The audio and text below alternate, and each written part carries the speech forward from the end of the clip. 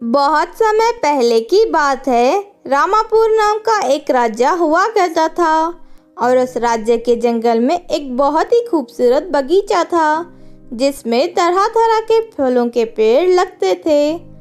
लेकिन बगीचे के बीचों बीच एक आम का पेड़ था जो एक बहुत ही बड़े चबूतरे पर बना हुआ था। उस पेड़ के ऊपर साधारण आमों के साथ साथ एक बहुत ही बड़े सोने का आम लगा हुआ था। सोने के होने की वजह से उस आम को अपने ऊपर बहुत घमंड था।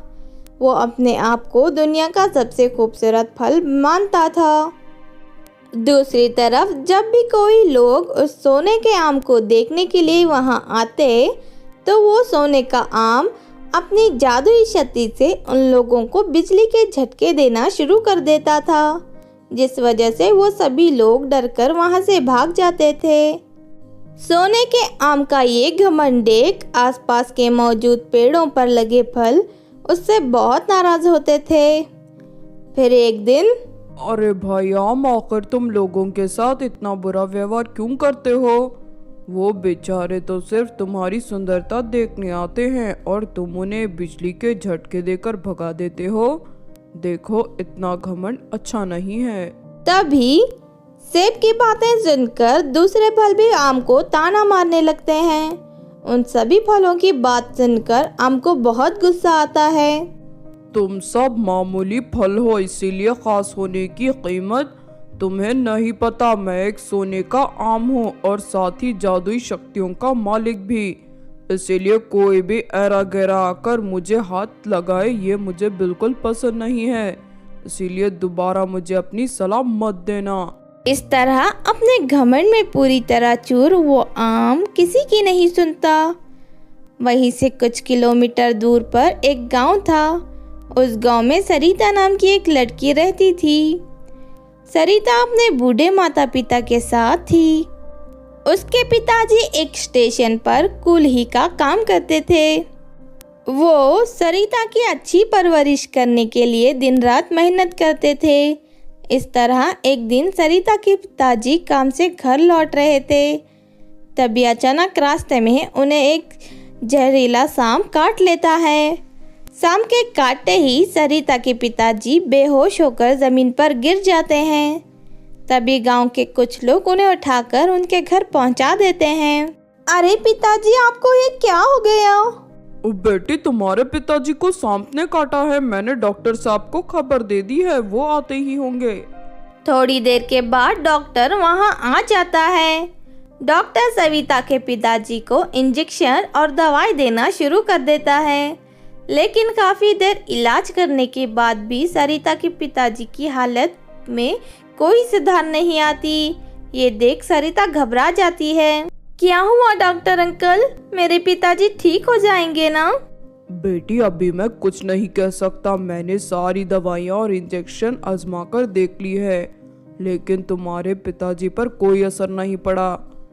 वो सांप बहुत ही जहरीला था। अगर सुबह तक तुम्हारे पिताजी को होश नहीं आया तो इनकी जान चली जाएगी। नहीं नहीं डॉक्टर अंकल, आप किसी भी तरह मेरे पिताजी को बचा लीजिए। देखो बेटी, मैं डॉक्टर हूँ, मेरी भी अपनी एक हद है। मैंने सारी कोशिश करके देख ली है, इसीलिए अब मैं हार मान गया हूँ।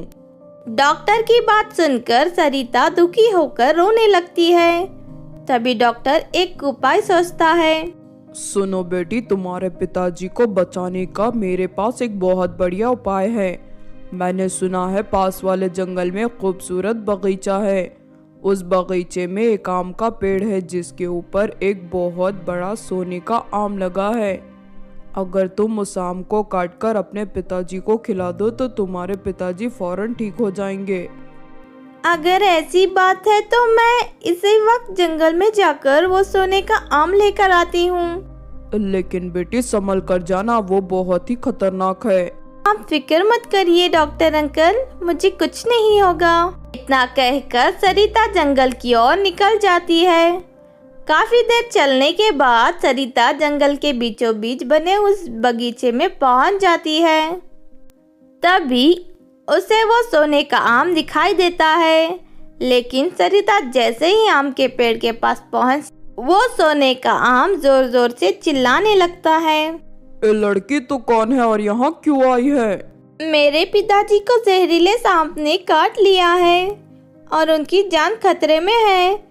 मुझसे कहा गया है कि अगर मैं तुम्हें काट कर अपने पिताजी को खिला दूं तो मेरे पिताजी पूरी तरह ठीक हो जाएंगे, इसलिए मैं तुम्हें तोड़कर ले जाना चाहती हूँ। सरिता की बात सुनकर आम क्रोधित हो जाता है।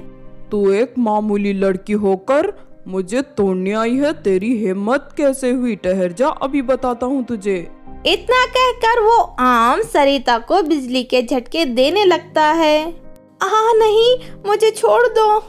फिर काफी देर सरिता को बिजली के झटके देने के बाद वो आम सरिता को हाथों में रस्सियां बांधकर उसे हवा में उल्टा लटका देता है। क्यों लड़की, मजा आया ना? ये तो सिर्फ नमूना था, अगर तू यहाँ से नहीं गई तो मैं तेरी जान ले लूंगा। चल निकल जा यहाँ से। इतना कहकर वो आम अपनी जादुई शक्ति से सरिता को हवा में उछालकर दूर फेंक देता है। बेचारी सरिता दुखी होकर रोते हुए अपने घर चली जाती है।